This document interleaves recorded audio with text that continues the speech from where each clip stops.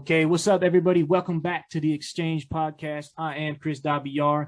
This is my co-host, James Uplifting Edwards. What and it we're is. back at it. Yes, sir. We're back at it again. So we're a few episodes deep here. We've been working hard. We've been recording. We've been doing our thing. And today we wanted to do like a little bit of a recap and kind of, talk about some of the guests we've been privileged with having on here and stuff like that. So shout out to everybody that's been showing love and giving us their time and believing in the project as a whole. I think we're onto something great here. I'm really energized and excited about it. So yeah, here we are, man. Let's get into it. So how you feeling, bro? You feeling good? Feeling good, man. I appreciate the guests for coming on, bro. Yeah, me too, man. It's been a good season. It's been a good journey, though. Yeah, and that's the cool thing and the fun thing about this is I like to, at this point, this will be episode 7 right here. So I like to look at this as like kind of a season. And I think that's a really cool format. It's a unique format that we're rolling with here. So that's why I'm looking at this as kind of like a little recap, and we're learning everything's well, I'm learning more so than you. You've got a lot more podcast experience, but it's been really fun to jump in here and just kind of roll with the punches and stuff too. So yeah, but I know we did like the first episode was just me and you, and I like those episodes, man, because that's where we can really just let our stuff go, man. So yeah, so that episode is what it is. I don't think there's like a crazy amount of stuff to kind of really go over with that, but I think if we go back to our first guest that we had was Mr. David Threadability Komisarczyk. So what were your thoughts on David overall? I really like the fact that David didn't necessarily start from the bottom, but he's still a hustler, right? Like a lot of times people will look at the fact that someone had a head start. Take for instance, and this is just my thoughts. I would love to know what you think about this, but Kim K told people to get to work, right? Yeah. And Kim K's not the ideal person to tell people to get to work, right? Yeah. But in this time, bro, people don't understand that work has to get done, or you will get lost in the race. You know what I'm saying? Like this is a game, and people don't understand it. So, Kim K, let's get real. How many sex tapes have came out with other women who are not of Kim K's status? Right. I mean, Kim K has made moves, bro. So whether she started with $1 million or not, it doesn't really matter. $1 million to $1 billion is a large jump. It is. I mean, that's kind of like, you go over that, like, there's like that simple format I've read about where it's like your first 10K, you gotta like something about, like really, you're on the phone, you're making calls, you're pulling it in, and then that 10K to that 100K, that's where you really implement like a team and other people and stuff like that. And like you said, $1 million to $1 billion is not an easy jump for sure. So, with David, not to compare David to Kim K, but no, of course. I get what you're saying. Yeah. But David had a great job, was making great money, and wasn't in a bad place. I think he even said he got like a 10% raise. Yeah. And he just still was unfulfilled. Like he wasn't really living his purpose. Yeah, man. And he just made the move, man, and gutted it out and left what a lot of us would see as an opportunity, and he and the craziest thing is you never know what's going to happen when you try, right? You never know if it's going to work. Yeah. But I feel like the feeling of knowing that you didn't try and you never and you get fired from your job. Yeah. Right? Like you could fail at you could fail at your attempt to be better in something else, but you could also get fired from this secure place that you feel that nothing can happen in too. Absolutely. So what's the lesser of two evils? You know what I mean? Yeah, no, and I remember when we did the episode with David, and when we kind of chopped it up a little bit after, I remember that was, the big takeaway from you was that too. And I agree, man. I think that just speaks to everything and the whole reason and the whole concept behind the show that we have right here, The Exchange. Like we're talking about, people, of course, we want to hear gritty success stories and stuff like that. But the big thing about it is ultimately just battling that sense of unfulfillment, right? Like, because I related to David in a huge way like that too. I'm sure you can. I'm sure a lot of people can, especially us as men. It's like, dude, we have these jobs where, like, sure, maybe we're providing, we're getting paychecks in, We got it coming in, but are we happy? Are we fulfilled? Are we fulfilling our creative desires? Like, and that's the thing with David. And like you said, dude, I didn't expect David at all to come from a background of like doing construction and stuff like that. Because when you look at him right now, and this is the whole reason why I started this podcast, exactly like what I said, like when I look at David right now, he just seems so well put together. He seems so well like oriented with what he wants out of what he's doing. He seems like a real professional that's never had to like really skip a beat. But you look at him and exactly like you said, this guy was working a physical labor job and he decided that's not what he wanted. And like you said, he took a leap. And I think that's a big thing, man. And that's something I've had to battle with myself. I think a lot of people battle with that is it's kind of like, do I step out of this safety net where I know, you know, I've got a guaranteed check coming in, or do I take a risk and build something for myself that could possibly pay off in a much bigger way in the long run? And for us guys, like for me, right, like I got kids, I got a family. There's a lot of guys like that in that situation too. It's not an easy decision to make. And I think I think the big thing is just starting. Like if you start, right? Like for me, dude, like, and this is where I related to David so much too. When I was working my job full time, you know, 40 hours a week, it was about what did I do with that time when I got out, right? And it's a hard balance, but like, if you like to look at it, like your dreams are like a tree, right? And you know, when you want to plant a tree, you got to start from the very bottom, right? And if you just use your time to just kind of, you know, you the first thing you do, you get the seeds, you get the dirt, you dig the hole, whatever. But if you use your time at that job every day when you come home to just little by little water that, work on it with whatever you have, right? And it's tough, but eventually it starts growing, it starts taking on a life of its own. And and that's what it was for me. Like when I was at my job, it was about how do I build an escape out of this? This isn't going to work for me in the long run. I'm miserable here. I don't like this. I need to find a serious escape out of here. And I need to build it up the right way. And that's kind of what David did too. David, you know, probably little by little started to kind of, you know, oil his passion, if you want to call it. And then he eventually found himself in a situation where he could dive into it full time. And I think that's the big thing. It's kind of like, I guess if I had him right here and I could ask him like one more question, I'm sure maybe we did ask him, but it was like, I think we did ask him. It was kind of like what initially fueled that kind of motivation to jump out of that job into what he's doing. And I think he answered. I think it was just as simple as it was passion, right? Yeah, man. But I love the visualization of the tree, bro. Like, yeah, absolutely. Like you said, you get the seeds, right? Like that's the beginning of your journey. You get the seeds. You gotta put it in the dirt. You gotta water that. But what we're talking about is the fact that before that tree even starts to grow up top, it's putting roots in the bottom. So sometimes you feel like as a hustler, you taking steps back. You like, damn, this shit is not working. But before you even see that progress, you already done laid foundation. You're rooted, and now you're about to grow. So I love that, bro, because people don't want, and that's the hustler part of this. It's like there's a hell of a grind until you actually see the fruits of your labor.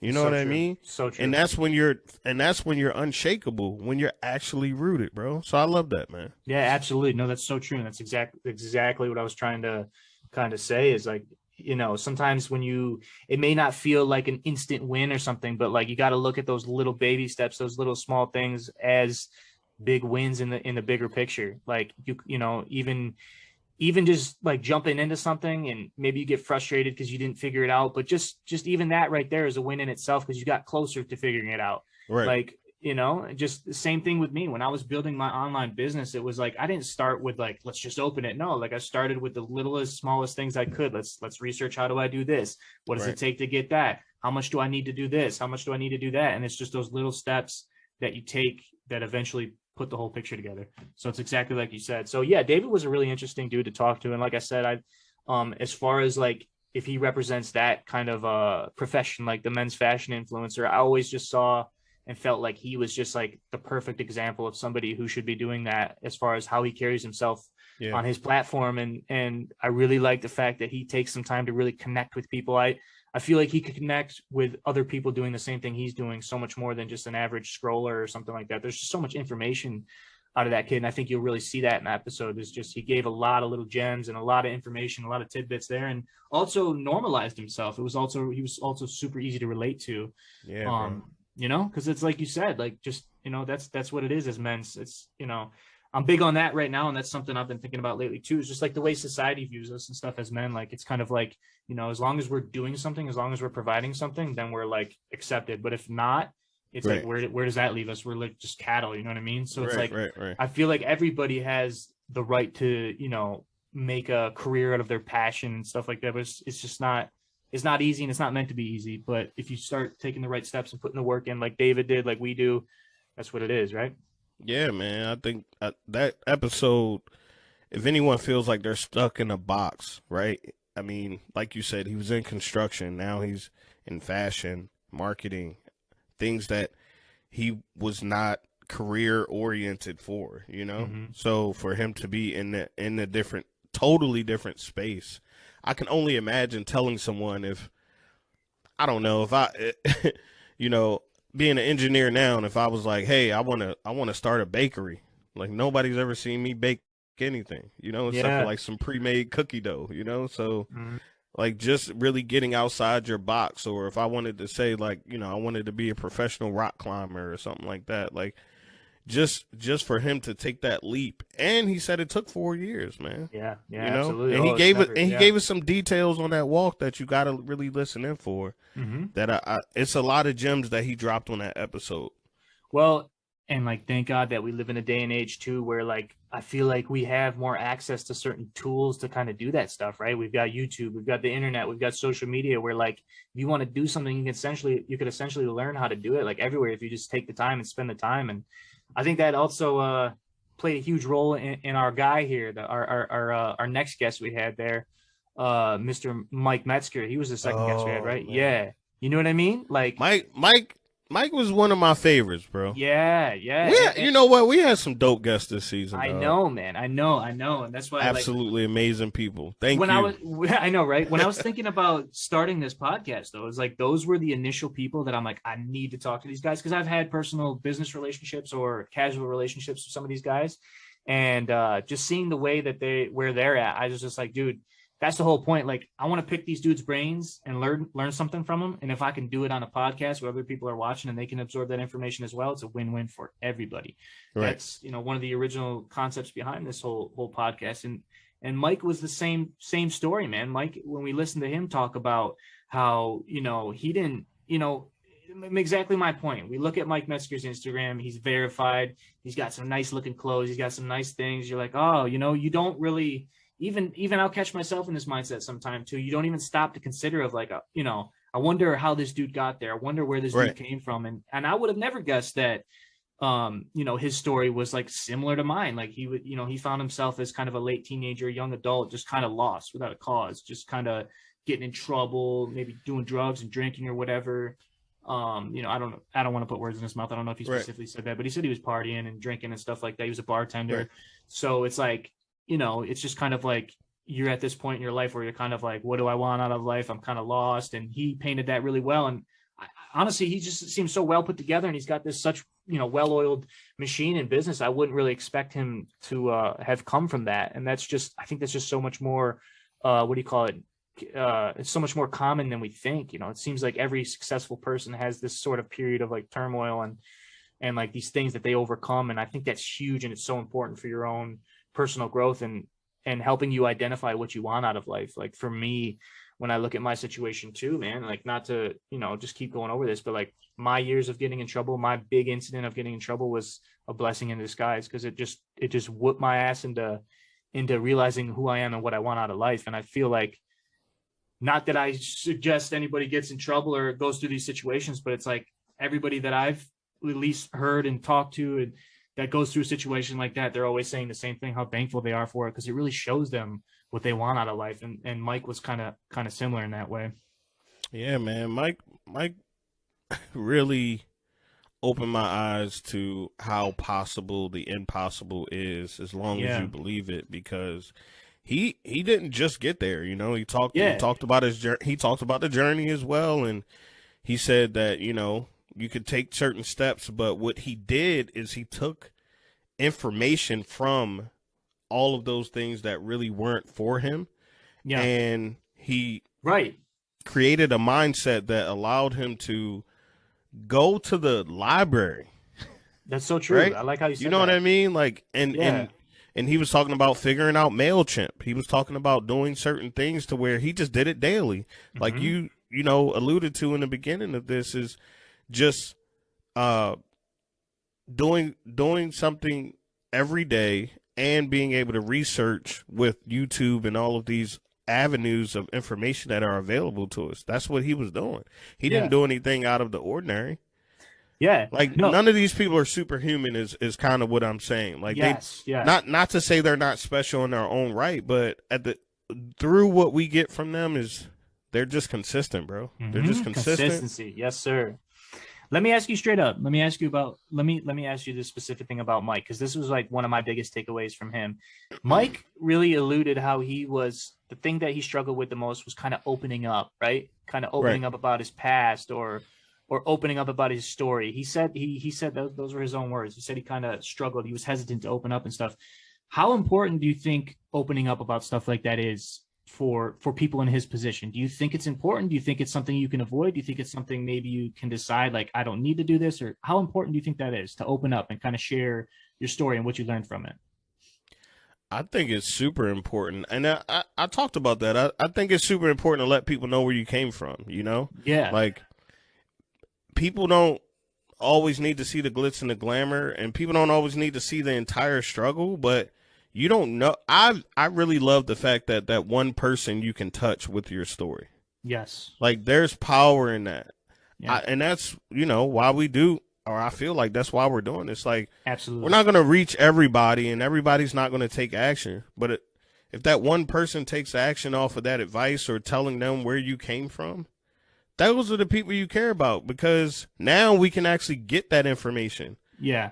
Well, We let me had ask. to, I'm sorry. I don't want to cut you off, but let me shape it a little bit more direct. Like, do you think that he is entitled to having a responsibility? Like, do you think it's a must for him to share this stuff, or do you think he could also just kind of hold some of this stuff in? Like, because I feel like as humans, if you get down to basic human nature, I feel like knowledge is meant to be spread. It's meant to be passed on. We're meant to learn from each other. I feel like as humans, we're wired to learn from each other's mistakes, experiences, and stuff like that. And I'm not saying that that means you can kind of trample over somebody, you know, oh, let me watch him fuck up and then I'm going to, you know, and just run all yeah, over yeah. him on my way to my bag or whatever. But it's like, do you feel like it's his responsibility to kind of essentially help others with that type of stuff? Or do you think it's like he's earned the right to kind of just keep it to himself and move how he moves? I know Maybe not you him know, specifically, but I mean in general. I know there's a saying, to whom much is given, much is required. Mm, But at the same time, I don't feel like he owes anybody anything. fair enough. You know, like Yeah. we always look at people who are in certain statuses and make it seem like they owe us something. Hmm. I I I do feel that it would behoove him. Like I feel it helps people grow in Yeah. those spaces. You know what I mean? And why wouldn't you reach back, or why wouldn't you share? Sometimes holding things in doesn't allow you to grow.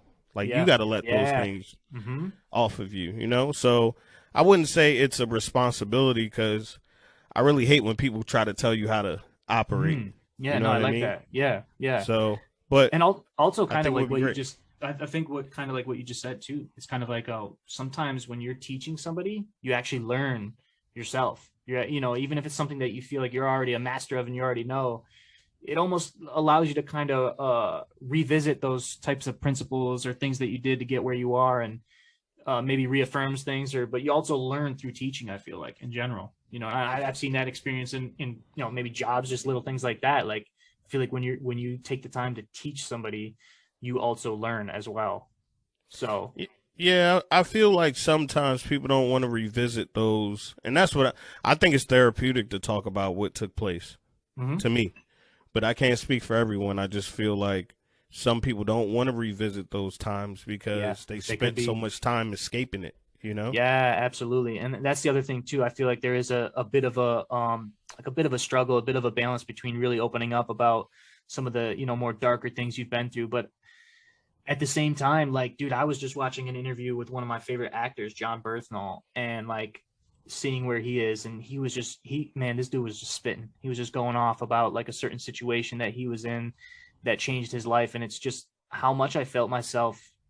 relating to that, I think it's like, I just think it's important. You know what I mean? Like, I'm not saying that everybody needs to go out here and talk about all the, really terrible things they've been through, because sometimes you don't want to revisit that. Like you said, sometimes maybe it can be really traumatic and you don't want to go through it. But the fact of like John Berthnell came through it, he's a successful actor. It's kind of like, that stuff needs to be heard. Some people can benefit from that and relate to that. And even me, I was like, dude, I found myself in the same situation. It just helped me gain confidence and reaffirmation of like, I did make the right choices to kind of try and get over this or get over that. And so that's where I feel like there's a lot of value when people really kind of dive in. If they have the courage to kind of put themselves out there like that with things they've been through, I think it really, really does bring value to other people and helps other people. And I think it's huge.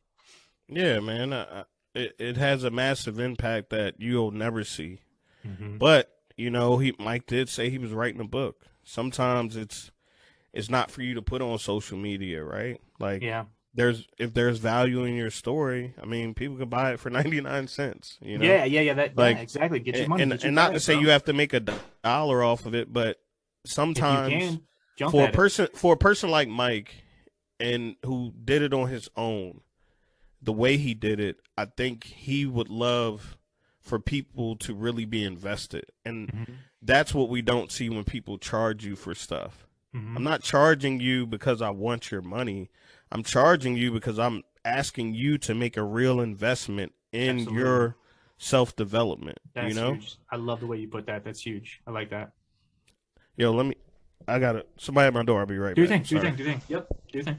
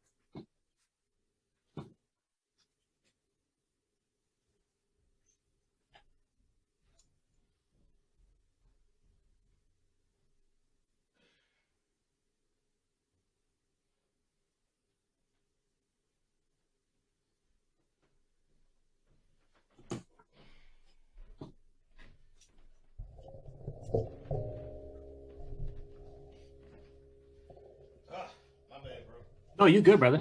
No need to apologize, man. You good. Whew, out of breath. Damn steps, man.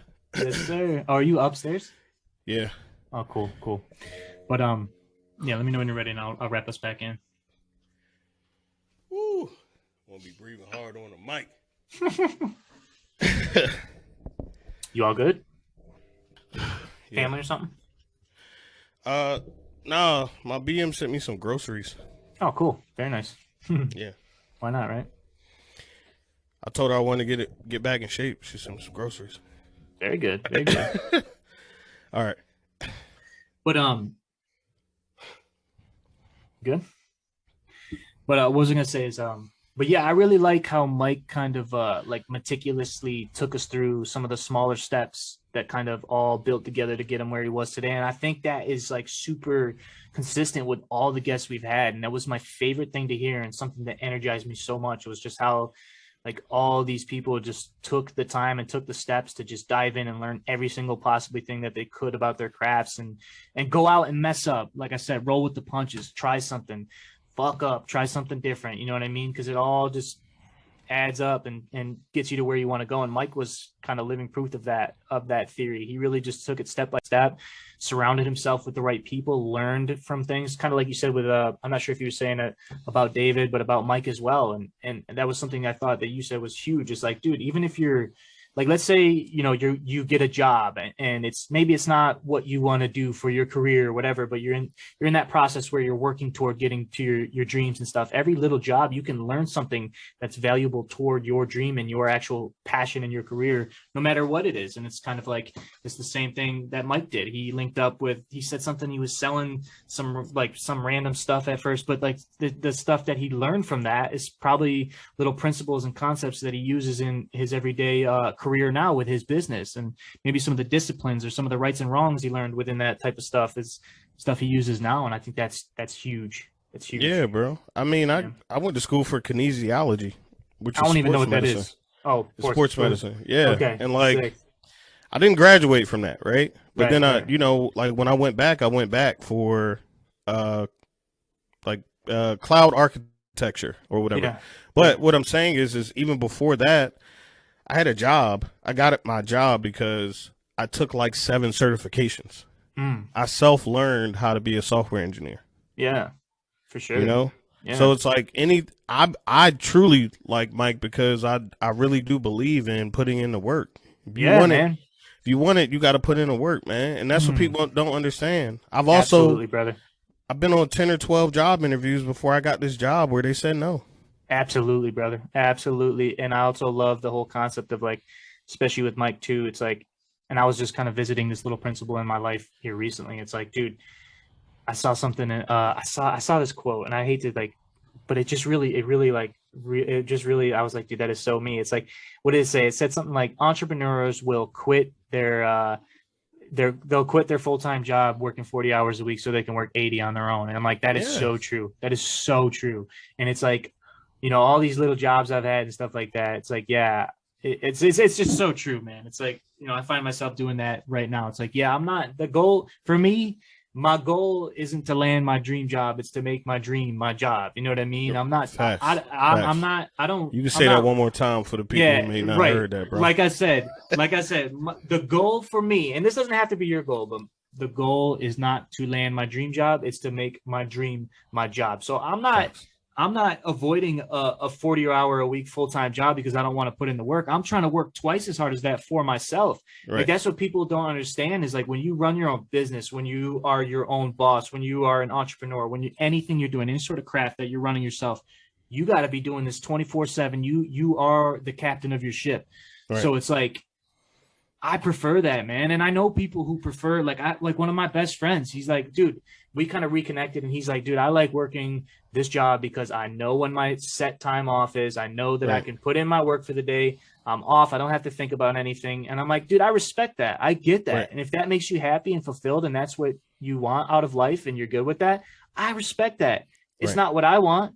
But I'm not saying that everybody needs to want that. Like, do what you do. But like for me, it's like I don't mind putting in twice the work. I don't mind being 24/7, having to do something for my business. If I'm out, doing this, and that, and I got to run home because I got to take care of this. That's fine. I created this. This is what I want. I want to be in control of my life. This is what I want, and this is what is so consistent with everybody we talk to, especially, I can't even remember we were talking about Mike. Yeah, so it's like, that's what. It is, man.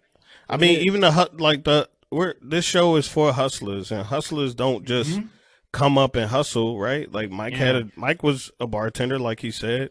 David had a job. I have a job. Like what you understand about the 80 hours is that you're going to put that in before you even get to the 80 hours. You got to put 40 in at your job, 40 to 50 at your job, and then you got to put in the time to break away. Like you said, you had other jobs and all of that, and then you had to put in this additional time to get to a point where you were like, you know what, it's time to break away. Absolutely. So there are no days off. And it's not for everybody. Like this isn't for people who are not trying to grind like that, because it's not, man. It's like not. Even vacations aren't vacations, like it's just not the same. Like you said, it's really hard to turn it off, especially it is until you put that time in. You got to put years and years of work in to get to a place where the team is the team, the infrastructure, the company is built up in such a way where you could really just take that time to breathe. You know what I mean? It's almost like a disease, and it's a disease that I'm comfortable with having. It's like, dude, like I feel like I always need to be doing something that involves my craft or my business, or else I'm wasting time. I constantly feel like I am, I guess it's like I got this like sense of urgency about me that I've had like certain employers identify it out of me, and I'm not trying to like, make myself sound like a god or whatever, but I'm just saying this is consistent with everybody you talk to. Well, yeah, right. Okay. I mean, it's not wrong with being humble, but I mean, talk your shit. I like that. But that's what I'm saying. It's just like, no matter what it was, man, even if I was fucking working at a pizzeria or this and that, I always had this sense of like, I need to be the best version of myself at all times. And I need to be working as hard as I possibly can. And I need to get this. I got to get it. I don't care. Right. This might be some, blah, blah, blah for you guys, but like, I got to get it. I know what I want. I got a goal. I got something I'm trying to accomplish here. So get the fuck out of my way. If you're not the best at your job, how you going to break away and do your own thing? Facts. Right? Facts. You're not the best at a job that you don't love. Yeah. Like you don't care about this job. You don't want to be here. You're not even the best at it. Yeah, how are you gonna grow? How you gonna move on to something that you do want to be the best at? Absolutely. I don't know if you really a hustler, man. Absolutely. Like there's so many definitions to that term too, right? There's so many definitions to people who putting in work and grinding. Like it doesn't. It's not a one size fits all type of word to me. So if you're not even hustling at work, the job you don't like, you're not gonna have that. Yourself.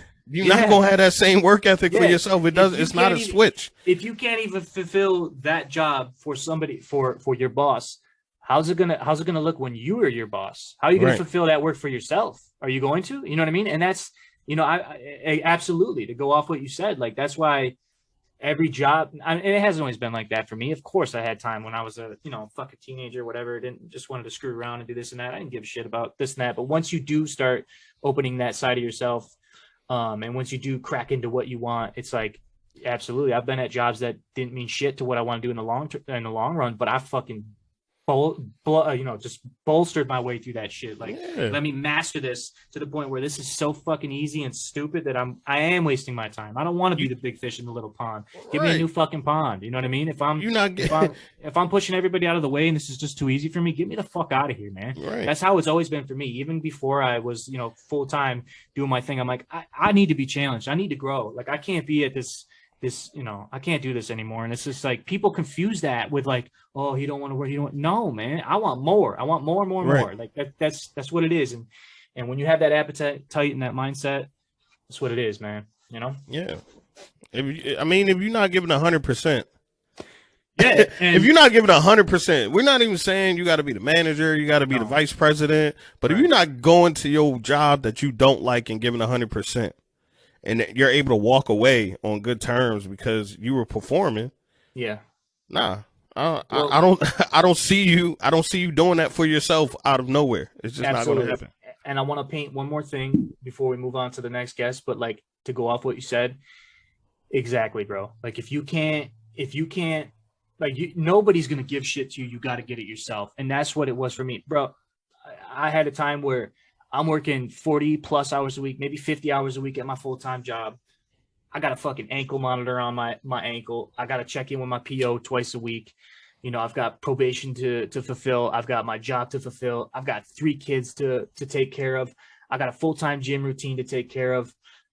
I'm still finding time to go home and plant the seeds toward my dreams and toward my life. I'm still going home and I'm putting all my time and my effort into my hustles, my creativity. I remember at some point, so it's like, that's what I'm saying. I built an online business when I had all this shit on my shoulders, which granted, I've also accepted the responsibility that I put that stuff there, but that was the whole point. It's like, I don't know, something in me is just like, I just, no matter what's holding me back, I got to push through it.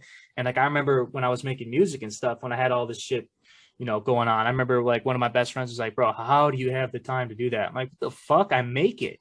I make the time to do this, bro. I don't want to, maybe it's the kind of unhealthy suggestion, but I won't sleep if that means I got to get this done. I'll sleep 3 hours tonight. Then that's fine. I'm going to do all the shit I have to do all day. I'm going to go home and I'm going to stay up till 4 a.m. doing this shit. If that's what I got to do to get it done, that's what I'm doing.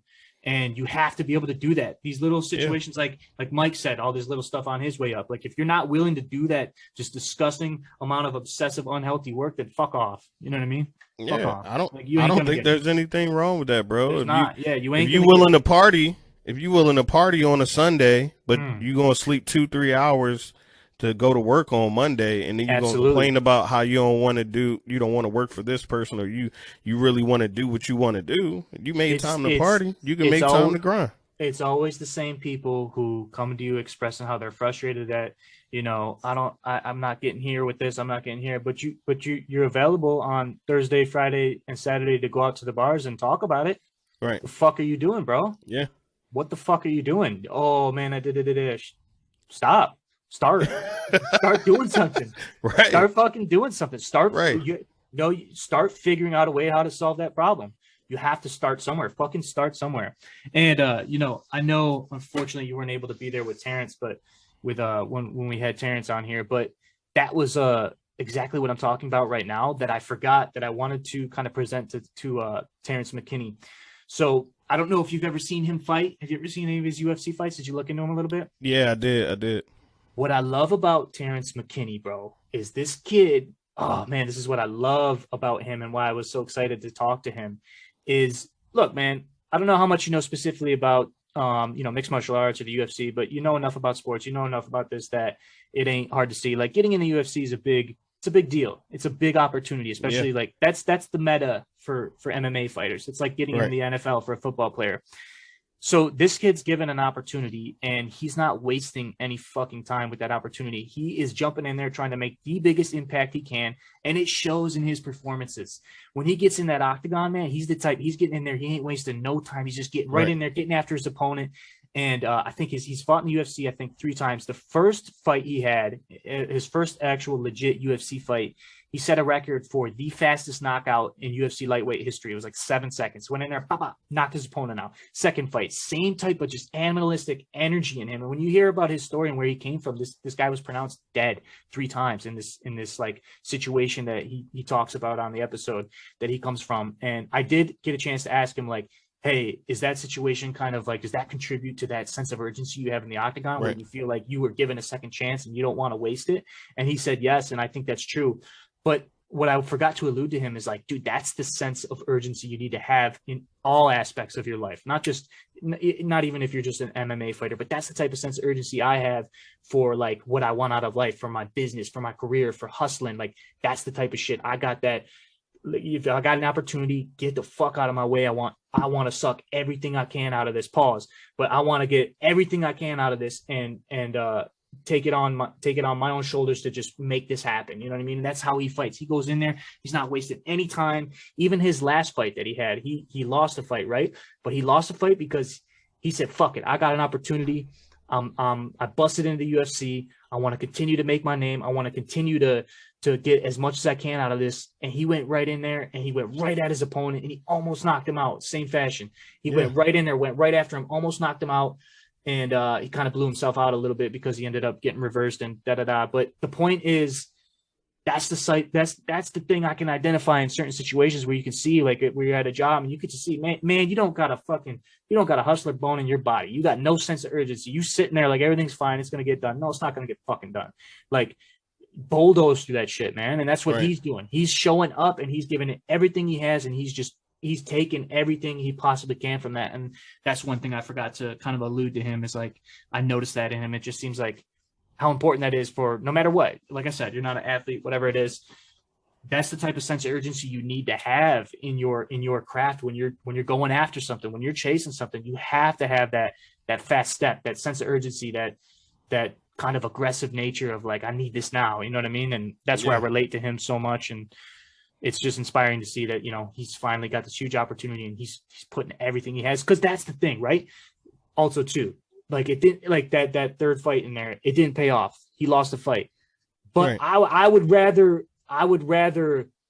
fail trying to grab something with everything I have in me than just kind of like cruise through it, not really get noticed or, you know, play it safe or all that shit. No, I'm the type of person, and I feel like everybody on this podcast we've had so far, the type of people that like, No, I'm going out there and I'm gonna put everything I have in me to get after it and grab it. And if I fail, fuck it. It is what it is. I tried. And that's like how I feel like at the end of the day, man, even, at the end of my life, if I fucking gave it all I had and I failed, it's better than not trying.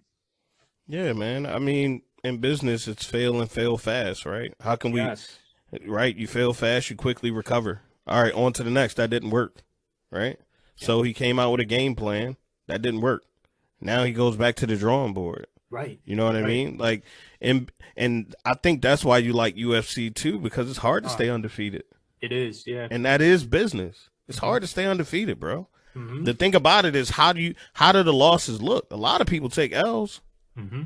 Nike has taken L's. He's still Nike, Yeah. right? Absolutely. Yep. You know what I mean? Heinz ketchup has taken L's. It's still Heinz ketchup. Yep. Like, you're going to take losses here and there, but it's how do you recover? How do you maneuver? How do you pivot? Mm-hmm. And that's the great thing about him, is he turned tragedy into triumph, because he got an opportunity and he said, I'm hungry. And he's still hungry. I'm sure that's what he talked about on that episode, you know? Yeah, that's what it is, man. That's exactly like you just said. And that's really what it is, man. It's the hunger. You got to stay hungry, bro. Got to stay hungry in this game, because that's really what it is. It's a game. You got to play the cards right. You got to stay hungry for knowledge. You got to stay hungry to grow. You got to stay hungry to evolve. Mm-hmm. And as fast as things are changing, that almost resembles a UFC fight. Things could change just like that. And that's how life is. That's how this game, that's how this hustler life is. Yeah. And it's also, like I said earlier too, like I said, like, he was somebody who had a experience like that too, right? Like, I just feel like it's such a common thing. Like, and I even brought it up into the episode. I'm like, dude, your story kind of reminds me of like 50 Cent a little bit, right? Like 50 Cent got shot 9 times, and look what he did with that second chance. He didn't die that day, but look what he did with his life, man. And that's what I was saying to T-Rex, to Terrence. I'm like, man, it just seems like you realize you got a second chance and you're not wasting a second of that chance. And he agreed with me. He's like, absolutely. Like, that's what it is. He was pronounced dead 3 times the night of his incident, and he is making up for that. And I feel the same way in my life. I feel like I've got stuff I got to make up for. I've got sacrifices I made that I got to make up for. I got pain that I've felt that I got to make up for. Like, I'm not saying somebody's got to pay for it, but I got to get compensated for it through my hard work.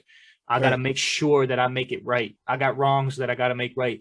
And it's the same thing. I relate to these people with these situations. It's the same thing, man. Like, when I had my situation, same thing, man. I was in jail. I was literally in a jail cell, and I just, and this is why I have such a, like, I have such a spiritual side of myself that I'm super in tune with, that I don't blame other people for not being in tune with it. But I do have a spiritual side of myself where, like, I was in jail. I asked God, I'm like, dude, I fucked up. Give me another chance. Give me another chance, and I will not let it go to waste. Please. Just like, please give me another chance. I'm gonna do everything I need to do. That's it. Like, I'm gonna live right. I'm gonna commit to my girl. I'm gonna make sure that I'm being the best version of myself that I can for my family. I'm gonna make something of my life. Just give me another chance, and I will not let it go. And I don't care what I need to do to get that other chance. Like, let's make a deal. Let's make a trade. And that's why, like, for me, it's the same thing. Like, I still remember that day. Like it's yesterday. I always keep it in the back of my mind that, like, nah, you made a promise to yourself, and you have to uphold it. I'm not going to let myself down. I'm not going to let my family down. I'm not going to let the people that support me down. I made a deal, and I have to stick up to it. And if it means that I die trying to make that deal come true, that it is what it is. Like I said, at the end of the day, I'd rather fail. I'd rather die trying than give up on that. You know what I mean? And that's it. Yeah, and maybe that sounds kind of dramatic, but that's what it is for me. That's what it is. You know what I mean? It just sounds passionate, man. Yeah, I've already accepted that. Like, that's what it is for me. Like, I have to make this happen, or there's no other option. That's it. It's it. I got to make this happen. I got to hold up my end of that deal, or that's it. That's literally it. That's it. When you have plan A and you know that is the plan, like, what's plan B? To follow plan A. What's plan C? To follow plan A. That's it. You know? And that's all that really sounds like, bro. Like, when you behind that wall, when you in a cell, and even interacting with people in there, you like, dog, this isn't a place for somebody of my intellect. Well, not only that, but I'll say, like, right, like, that's the easy part about those situations. Like, that specific day where you're in jail, of course, that's what you're going to do. You're going to ask for another chance. That's the easy part. But where the hard part comes in is following through with that second chance that you ask for every day from that incident. You know what I mean? Yeah. My arrest, my last time I got arrested was 7 years ago, and I haven't took my foot off the gas since then. Like, Right. that's it. Like, you know, like I said, it's easy when, of course, when you're in a bad situation, of course, when you're down bad, it's easy to say, you know, it's easy to ask for another chance. But like, all, you know, times when I'm up, I'm still keeping that in my mind. Like, dude, you know where you came from. You know what's still possible for you to be dropped back into. And just, it's like the power of, you know, I don't want to use the word staying humble, but the power of just remembering, you know, why you're doing this. And again, the deal I made with myself and the deal that I made with my spiritual connection of whom I asked for a second chance. It's like, nah. And that's what it is, you know? Yeah, I definitely agree. Knowing your why is key, right? Yeah. Yeah. Like, it's not always what you did or what happened or the what, but like really why. And you know what your why is, and that constantly reminds you of why, you know, why you're making things happen, why you're moving this way. Like, that is the fuel that, you know, those are throwing the logs on the fire, that why every time. So I definitely understand, bro. Yeah, and that kind of like rolls us right into Mr. Tim Doherty we had there. You know, when we talked to Tim, you know, I really wanted to pick his brain about his business a lot. I wish we got a little bit more personal with him because he really does have an amazing story. And, you know, I just didn't know how comfortable he was with getting into it. And, you know, he did allude to us that he was extremely comfortable with it. And I kind of wish I dived into it a little bit more, but I'm not going to lie. It was a little tough to like hold a really like deep conversation with him at the time because he was like in that restaurant and stuff. And I'm like, I don't really want to like people to miss out on some of the things I wanted to say. So it is what it is. Maybe we can have him back on again at some point, I think, because I'd love for him to kind of dive into the earlier part of his story a little bit more. Like, Tim, again, has a similar situation to like the situation I'm talking about, the situation Terrence was talking about, the situation, you know, you have a situation like that. Tim was in federal prison for 2 years. Tim went to prison.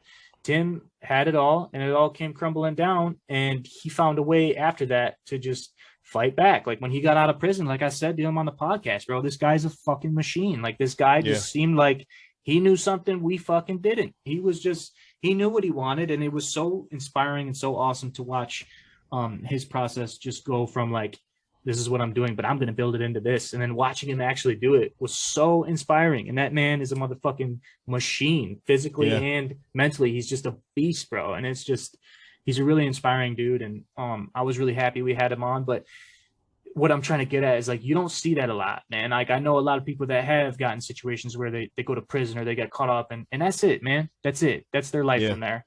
You know what I mean? But he's somebody that used that as a kind of a vessel of fuel, a catalyst to just spiral him into the life that he's living now. And he's the same way that I said, you know, Tim's situation was maybe a decade ago, but he still hasn't forgotten where, you know, what happened and why he's doing what he's doing. And you can just see it in the way he carries himself, that it's like, I think it's such a humbling experience to come from something like that. Like, you know, it could have been a lot worse. You could still be there. Like, you could, like, I think about that in my situation too. It's like, man, I know that what I have right now, essentially in another alternative life path, it wasn't where I was. So it's like, you gotta not take that shit for granted and use it as a, you know, keep, you know, just always remember that shit, you know?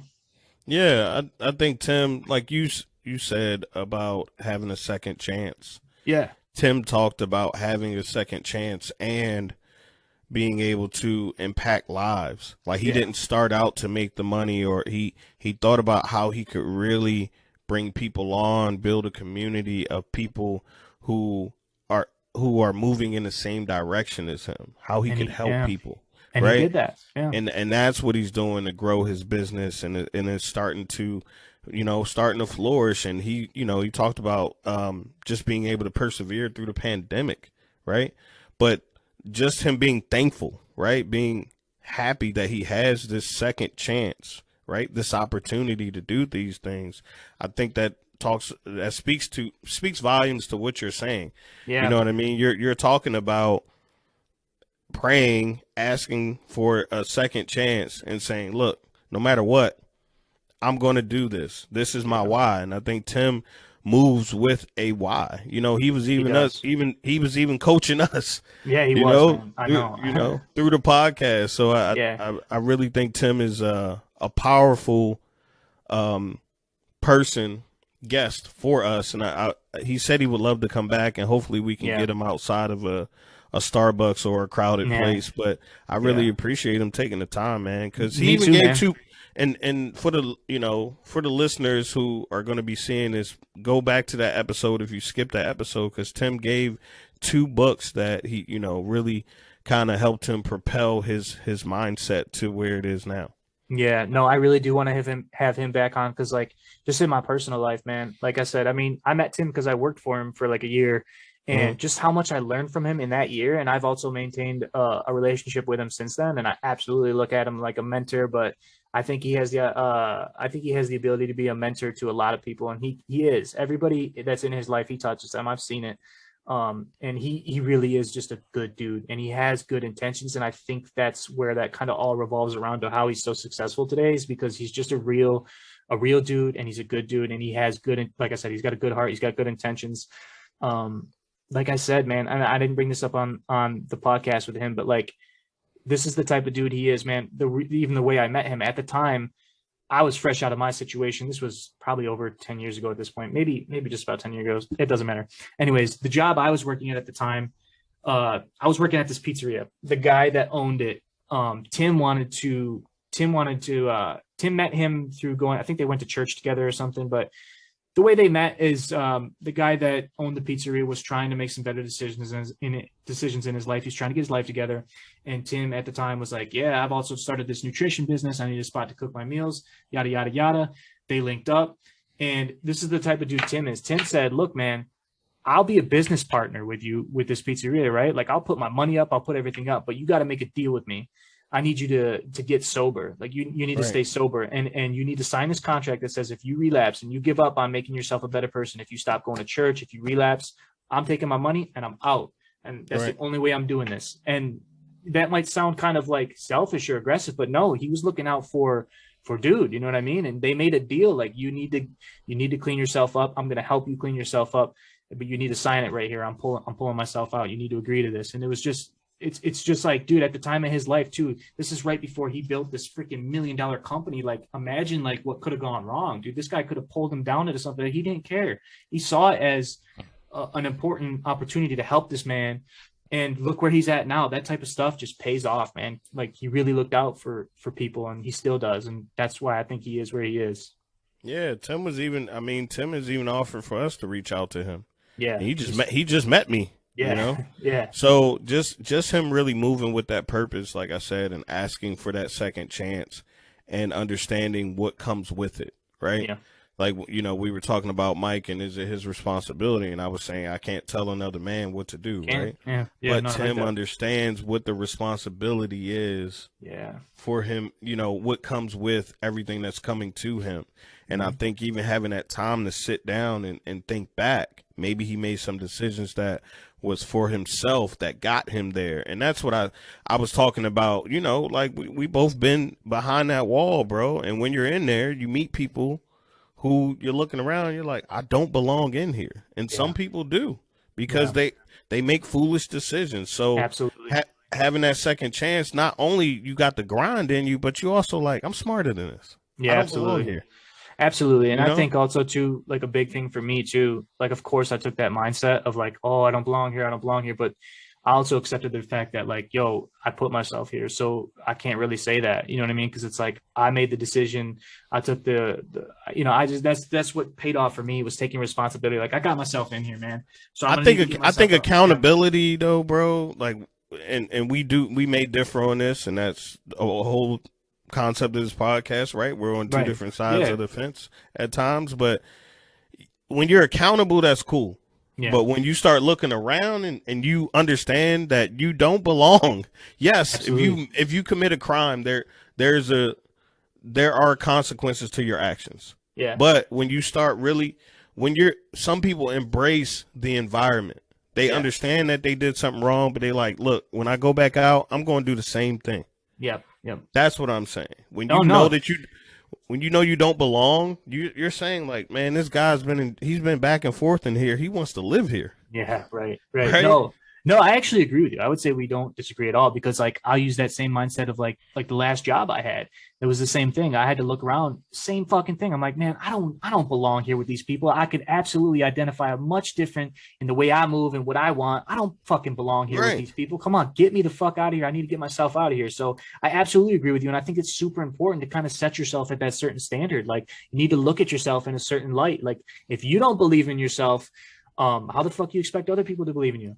If you Right. don't see yourself as somebody who's levels above these people around you, how do you expect other people to do that? So like, Right. absolutely. No, I couldn't agree with you more, man. That's how I feel like that's how I got myself out of my last situation. You know, it was like, man, I don't fucking belong here with these people. They're over here talking about this, talking about that. I don't even, Right. I'm not even anywhere. I'm not even, why am I here? Why the fuck am I here? And then you start to look internally like, well, I put myself here. What can I do to get Exactly. out of here? You know what I mean? And that's, I agree with you. I couldn't agree with you more because I think it all starts with that internal mental mindset of like identifying that, like, I don't want to be in this situation. I need to get myself out. I do hold myself at a higher standard than some of these people do.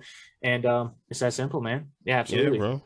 Like And, you know, well, sorry, but yeah, no, that's kind of like, dude, it's, you know, we spent a lot of time talking about these other guests that have had these situations, but like that kind of rolls us right into to good news. Like good news didn't really have like that type of thing. Like he didn't really have this kind of like, you know, I guess he kind of did. He did allude that he had a certain, you know, a down period. He absolutely did, where he identified like his version of like rock bottom. Like when he said he was kind of out of a job, he was up. I think he said he relocated to Rochester and he was trying to make ends meet. He was working and stuff like that. But I'm saying he didn't have to go through an experience to the extent of some of our other guests or some of us and stuff like that, which is cool. But I don't know, man. I don't know. I Maybe he did, disagree right? on that, bro, Okay. because he worked for his pops, and his pops, I think, was about to go public with the company or went public. Oh, yeah, and you're things right. fell apart. Yeah, Like you're he right. went through something very, very traumatic. I mean, when he came That's back true, to actually. Rochester, he had nothing Yeah. because he was trying to get that off, and yeah, he has his bros because he's a Greek and all of that stuff, but he still got it. And Yeah. and just him, he was doing pro bono work for people.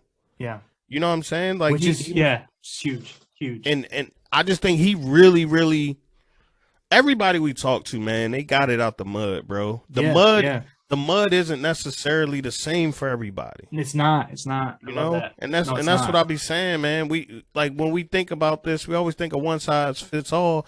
And I hate to keep going back I to hate Kim that, K, yeah. bro, but some people can't take $1 million and turn it into 10 to 100 to Yeah. $1 billion to a family being wealthy. Like some Yeah. people just can't do that. So Yeah. so that is what I feel like Good News did with his situation. Like he was up, everything was good. He was making money with his pops. He had an apartment. He Yeah, talked about he it's had a true. car. Yeah. He said he had to come back, get with moms. Yeah. And then he had to come to moms and say, "Hey, I really want to do this." And she was like, "All right, but black mom's different, bro. Like there's a time frame on which you, and I won't say that all moms are different, but I know my mom's. If I say you're not lying, bro. You're not lying. if I say I'm coming back home and I'm trying to make something shake, she like, all right, you got 4 months. Dude, You know what I mean? let me just throw something funny in there to agree with you. My son, right? My son's in 3rd grade, and his kindergarten teacher was a black woman, and we loved her. We loved her. We as parents, we fucking loved her because she didn't take no shit from him. Right. And she was the only teacher to really call him on his shit. She called me one day. She called me and said, tell me why Logan was, something giving me attitude and stuff like that. I'm like, I'm surprised that this is, he gives us attitude. Like, long story short, it's funny to hear him. He's like, I hated her. She's the worst teacher I've ever had. I hated her. I'm like, I bet you probably hated her because she kept you on your toes. She made you, made you live up to a certain standard. It's just funny Yeah, just bro. to go off what you said. So no, I agree with you there. It's funny. Yeah. But no, I didn't mean to dismiss Good News' situation like it wasn't anything tough to go through. I just meant in terms of like when we talk about Terrence was pronounced dead. When we talk about Tim was in prison. I just meant like that, like you said, absolutely. Everybody's mud looks different, and Right. his absolutely did. So I didn't mean to like dismiss and say that he didn't have to struggle, but I just meant in terms of that. But absolutely, and like you said too, at the end of the day, look where he is now, and so it don't matter what the mud looked like to you. It's if you go through it and you learn from it, you get where you get. Bro, to be embarrassed in public for your pops to, like, I talk about finances, man, as men, right? We talked about that. Like, the Yeah. worst thing you could do to a man, that's why prison is so powerful, because the worst thing you could do to a man is take away his livelihood. Absolutely. Right. So when you, especially if you're a felon, you come out, that there are certain things that they're starting to get changed now, but there are certain restrictive things to your life that takes away your ability to have certain livelihoods. That's why certain people get out of prison and just become an entrepreneur. That's the only way they was going to get it. Absolutely. You know what I'm saying? That's how I see it. Absolutely. Yeah. So when you talk about what happened to his pops, I'm not saying that everything matches. I'm just saying, like, when you take away all your bread, you got to tuck your tail and come back to mom's. Yeah. That, I just feel like those feelings are the same, man. Like, if somebody absolutely. took away all, I was homeless before. Yep. I was sleeping on the bench, sleeping on couches. You feel dead. Yeah. Because especially as a man, like we've had all men too, you know, so I can't wait for us to get the woman guest, and I got a nice, we're not gonna talk about that too much. Yeah, I don't want I got to a give nice anything one away. coming. Yeah, I got a big one coming, but like, as a man, bro, if you're not getting it at all, nah, that you might as well be dead, bro. That's how society don't see you. You know what I mean? It's like what's that Chris Rock, I think it was Chris Rock, that quote where he said, like, women and children are the only thing that love knows no boundaries to. Like, women and kids will always, and I'm not trying to, you know what I'm saying, but it's like, as men, again, like I said, like, unless we're providing something, we're really kind of just useless in society's eyes, unless we're like, again, like, it's just, we're the only ones that are held with such a high accountability of that we have to be doing something and fulfilling something. And that's not to shun away our responsibilities, but it's like, again, it's, why is it so hard for men to just say, I'm not right now. I'm not mentally right. I'm mentally not doing well. I'm not doing okay. I'm sad. I want to cry or whatever. You know what I'm saying? As society, it's just, men don't get if you're somebody that goes out there and talks about your mental health problems, you're a bitch in most men's eyes. You're a pussy in most men's eyes, and that is what it is, man. I've seen, and we're cruel creatures, man. I've seen like, I've seen, like, personal situations where, like, somebody somebody might have committed suicide or something. Other men, well, he's a pussy, he gave up. Yeah, like, come on, man. That's what it is for men. And somebody looks at you and say he quit. Yeah, it's like, man, I feel like that's where we're at in a, I don't want to get too deep into all that, like, type of stuff. Yeah, we don't gotta go to that. All I'm saying is just like, at some point I think we should, but for right now, I feel like, and this is just our perspective. We're, for sure. This is how we see the world. This may not be fact to other people, but this is real, 100%. Bro. Yeah, but absolutely. Good news. I just think his story, I just know going back home, going to mom's, I had to do that when I was down bad. Like, my mom's had to come find me. I had my car and stuff too, but, like, my mom's had to come find me. She was like, hey, bro, you want, like, come back home. You got 6 months. Like, that's tough, bro. It's funny too, as a man too, how special is our mothers to us. And I don't want to go. I don't want to go back to. I don't want to. I do want to keep going with good news, but just to go back to T-Rex, my favorite thing that he said out of that whole podcast, when I asked him, he had his situation where he made these choices where he was in that incident. I asked him, I'm like, what was the specific, thing that sparked in you to change? And that's the first thing he said. He said, I saw the look on my mom's face after that night. And he said, I just never wanted to see that look again. I wanted to make her happy. I wanted to be the big brother I'm supposed to be. I wanted to be the son I'm supposed to be. And that's why I turned things around. And sometimes that's what it is, man. Just, as men, our mothers brought us into this world, and we can't forget that. It's super important. So I related to that, and I just thought that was so special. It was so cool to hear him say that. I really, really thought it was awesome. And but like you said too, dude, it's you got to go back. I totally agree, bro. Tough. Yeah, Like the worst thing when I got into trouble was my mom's. My mom could get mad at me. She'd go crazy, whatever. I'm like, all right, cool. That'll get over. But when my mom is disappointed, I can totally understand, bro. Me too. I can't. I never, I wasn't pronounced dead, but just to see the pain on your mother's face, bro. Mm-hmm. You never want to put her in that position ever again. You know what I mean? Absolutely, man. That's we should do like a fun little segment where we just talk about stuff like that. Would be cool. But because I agree, I got so much stuff I could say about that too. But Yeah, 100%. But I think overall, man, I feel like out of all the guests we talked to, like Good News, I just felt like was so on brand with the exchange because he really, I love how he really, similar to Mike, I love how he really got into detail of like, dude, when you're an entrepreneur, when you're diving into a craft, like how involved you need to be with every little step of the process. I loved how he painted how like, man, when I was starting to shoot photos and stuff, I had to, he was like, he would buy equipment and sometimes it wouldn't even be the right thing, but it was just that trial and error process, those little baby steps of like bringing everything together. And I just feel like Good News was just a living, breathing example of the whole type of entrepreneur where like you have to fuel every single part of that engine, man. But even with threadability, bro, like I don't know what Good News was doing before, right? We know what David was doing. I call him threadability, but we know what David was doing before. But even with Good News, bro, he researched. He went into photography. Yeah, like he said, he didn't even know how to work a camera. So dope. You know what I mean? And that speaks to what Mike was talking about. But he was hungry. He had the research. Yeah, bro. He had the desire. He wanted to learn. And he did. And I love that. And that's why I'm just saying, I think between all our guests, they all had that similar process they went through. And it was all true. But I just love the way Good News kind of articulated it for us, the way he told us about that. Yeah, and I guess maybe because I know Good News a little bit more and just to see like where we are and where he's come from and stuff, it's just so cool to see how he talked about all those little things that he had to do. Is exactly what I was talking about earlier in the podcast. It's like those little wins and those little losses. Like, dude, you know how many people have probably been like, I want to be a photographer. They order that camera. It's the wrong one. Well, fuck this. They get pissed, throw it on the ground and give up. No, dude, he kept going every single time. And all those little things, like I said, that he had to learn on his own and put together. It was so, dude, Good News lit a fire under my ass after that episode with him, man. Like that just it re-energized me in my own craft and my own hustle. Just to hear how he was.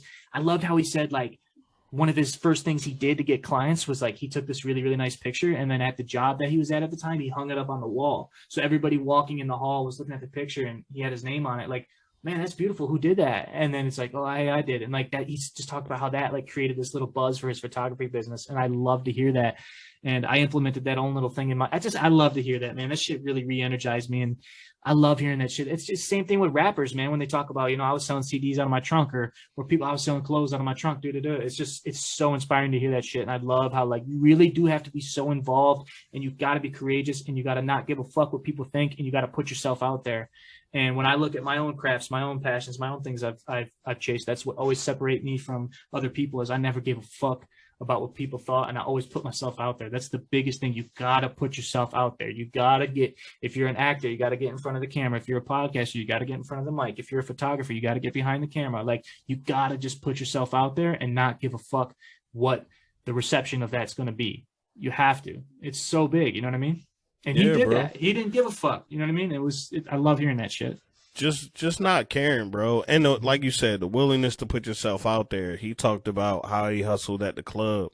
Yeah. He talks about the other. Wasn't that cool? But, yeah, but even the fact, and I like how he is cool with reaching out. Like, being Greek is huge, bro, because it can get you in so many doors. But it also, I think going through that process to cross shows you, it gives you a certain fortitude, like being in the military, right? Like you're conditioned to withstand anything.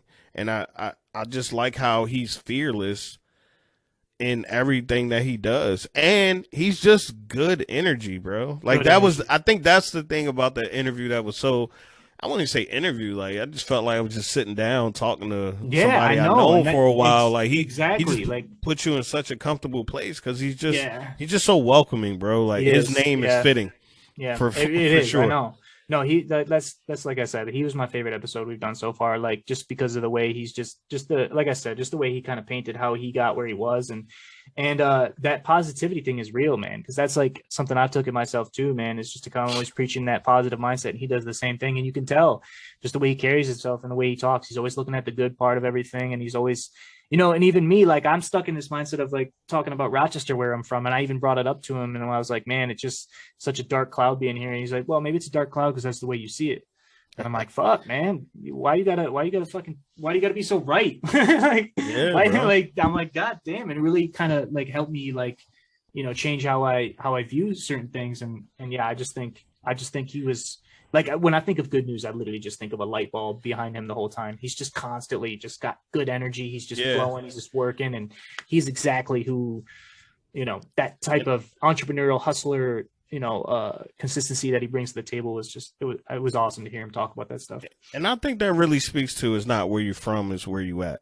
Yeah. And, we always think of that as physical, but if you look at it from a mental aspect, right? Like you could be, I could be from the streets, but mentally, where am I at? You know what I mean? I love that. No, I love that. It's exactly like what you said earlier about, like being in jail and shit and realizing that, physically you're in jail, but mentally, realizing that that's not the place for you and stuff like that. It's exactly what you just said.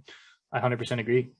And it's almost like what I said too, like this, just the simple concept of like, you might not have what you want right now, but work with what you have to get what you don't. You know what I mean? It's all about taking those small steps, that initial start, just like Good News said, just like I said, when I'm at my job and, maybe I'm getting this paycheck every week, and this percent's got to go to my responsibilities, to my bills and stuff like that. But this little bit left over, I'm going to take that and start investing that into my business, and just little by little keep doing that same process, that same rinse and repeat consistency. And Good News was saying the same thing.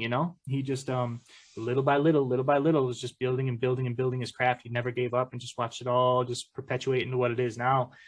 And that's huge. You know what I'm saying? Like, yeah, I bro, think that's you just gotta make it happen, dog. Yeah, I just think that's like such a like deal breaker for a lot of people when they want to do something. It's like, well, I want to do this, but I don't have that. Dude, work with what you have around you right now. The world is in motion. Absolutely. Every day is moving forward. Time is moving forward. Yes, sir. Why are you sitting still? Yes, sir. Yes, sir. You know what I mean? Sir. Yeah. Like that get moving. Yeah, people have done it with iPhone back when people. If somebody has became a big YouTube creator and they started with an iPhone 4, you could with your Android or whatever you got right now. You know what I'm saying? Like, just put it together, and like we talk about, the information is there. Just get moving.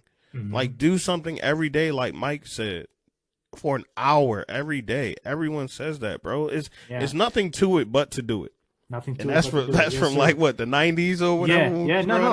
That's true though, dude. That's like, so. It's exactly what I'm trying to say. Like, dude, if you want to do something, you just got to start. You got to start. Like, and like I just said, like, I think there's just too many situations to be like, I want to do this, but I don't have that. Well, you need to start with what you have to get that. Then if it's a certain tool you need to fuel your business or your craft, work with what you have to get there. You know what I mean? Like, shit. Okay. You can't, okay, you don't have money to get this and that. Well, go get a fucking job. Go get a fucking job and start saving that money. Start doing your thing. Start making sacrifices. Start making different choices. Start thinking differently.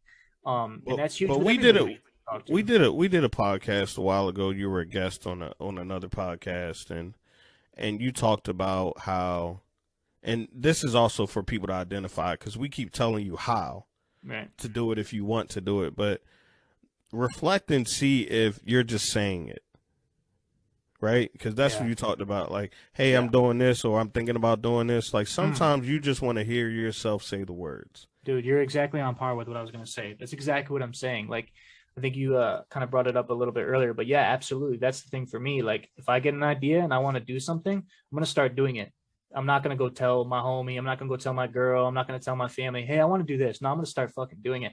And one of my best friends identified that in me. Like, he was like, dude, you're the only person I know that, like, when you want to start doing something, you just show up with it. Like, you do it. Like, you want to be a rap. Like, I didn't even know you were a rapper and you've got 3 mixtapes already. What the fuck? I'm like, yeah, I'm working. Like, I want to do this. This is what I want to do. Like, it's not, I don't need to go tell people to get their opinion or their approval. It's just how I am. I think it's important. And dude, and like I said, I think I even said on the podcast there too, but there's absolutely nothing wrong with putting yourself out there, putting that energy out there, holding yourself accountable to that. Like, I'm not saying that you shouldn't say, hey, I want to become this. Like, I'm not saying maybe you should do that, because like. But your ass should be working.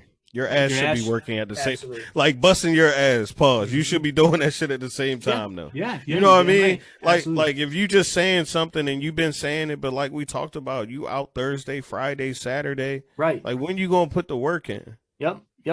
Too many situations. Even at my old job, I remember that you come across where you could tell the difference between somebody is like, yeah, I want to do this, I want to do this, I want to do that, but you're not. What are you doing for that?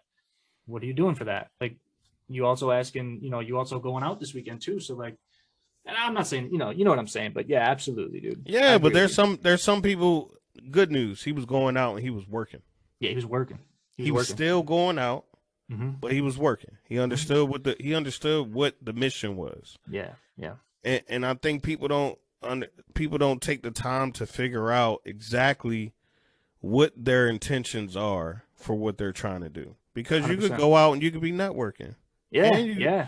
And if there's time, you could be enjoying yourself. Like, we're not saying that some things aren't possible, but at some point you have to have some laser focused blinders on towards what you're trying to make happen. 100%, dude. 100%. It's got to be in the back of your mind all the time. And that's like I said, even like where I'm at now, man, I struggle with that every day. Every single day I have to be making some sort of significant amount of progress toward my dreams, or else I feel like I wasted the day. And maybe perhaps I need to do a little bit of mental work, but that's what it is, man. I just feel fucking hungry. I feel like I need to get it. I feel I'm passionate, I'm ambitious, and like I need to get it. That's all I got to say. It doesn't matter what the fuck. I don't need to tell everybody what I'm trying to get, but I know what I want to get, and I need to get it. I need it. I need to get it. I mean, some people obsess over the weekend, you know? Nah. You're obsessing over something productive. I'm not a therapist, of course, but I personally don't think there's anything wrong with being focused and obsessing over something that is going to benefit your life. Yeah. Sorry. Facts. Some people, if you were obsessing over being vegan and eating healthy, nobody would think that's wrong. Right. And that's what the show is, man. We're hustlers. This is what it is, man. This is what it is. We're not going to be able to, not everybody's going to want to hear this. You know what I mean? Some people might turn this on and it might shake them up to the point where they're like, I don't want to fucking hear this. I'm gonna turn it off. Well, turn it the fuck off then, because maybe you're not somebody who's gonna learn anything from this. Because this is what it is, man. We're hungry. We're hustlers. We have ambition. This is what we want, and this is what we created this platform for. I want to have these people on. I want to pick their brains. I want to hear, how you got there. Like, let's all learn from you. If you'd be so kind, let's learn from you. You know what I mean? That's like how I go about choosing these guests and stuff. So, yeah, man. Yeah, so I think so far it's been awesome, man. I think we had some really super intellectual guests that we really all pulled something from. I think it's been really cool. I think if you want to call this a season, I think they're going to get even bigger and bigger, man. And I believe in this project, and I think it's just going to keep getting bigger and bigger. And yeah, I feel great about it, man. Yeah, man. It's been a beautiful exchange, brother. That's what it is. That's what it is, man. We're getting there. Yeah. So how you feeling about today? You think we're good? We got everything? I think we good, bro. Yeah, man, me too. Me too. I think we had a great episode. So, yeah, man. So, like I said, dude, it's only going to get bigger and better from here, man. We had some really cool guests so far. Shout out to everybody that came on here so far. We had David Credibility, Tim Doherty, Mike Metzger, Good News, Terrence McKinney. Us, of course, we led off the episode. So, thank you and salute to everybody that's been so kind to give us some of their time. Got some really cool guests coming next season, and we're just going to keep growing this thing and keep doing our thing. So appreciate everybody who's been tuning in, supporting us.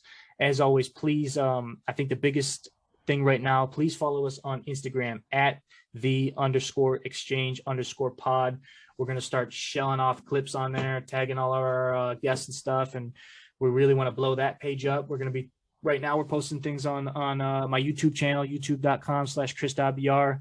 Eventually, maybe we'll explore getting the exchange its own channel, and we're looking into branching out to Spotify, all that stuff too, so you can listen to the show. But for now, I think the two biggest things to get this thing starting. If you want to support us and you like what you're hearing, please follow us on Instagram. Please subscribe to my YouTube so you don't miss the episodes coming out. Please follow our personal channels as well. Instagram.com/ChrisWR, Instagram.com/uplifting365, right? Yes, sir. Yep, and James is a fucking podcast whiz. He's going to get us on TikTok at some point soon here. He's going to get the exchange on TikTok, and he knows what he's doing there. He's blowing the fuck up on TikTok all the time. So follow his channel as well. What's your TikTok name? We ain't got to worry about that, man. The exchange pod. That's going to be my TikTok name. Fair enough. I like that. But yeah, man. Appreciate everybody tuning in, man. Yeah, show us some support on Instagram. I think Instagram's going to be a lot of fun. We're going to blow these clips up. Instagram's kind of my forte, so I know how to get some reach here. So we're going to do our thing. And yeah, it's been fun so far, and I'm looking forward to seeing where this continues to take us. So on behalf of me, Chris WR, and James Uplifting Edwards, yes, sir. Appreciate y'all tuning in, and we'll see you on the next episode. We out. Absolutely.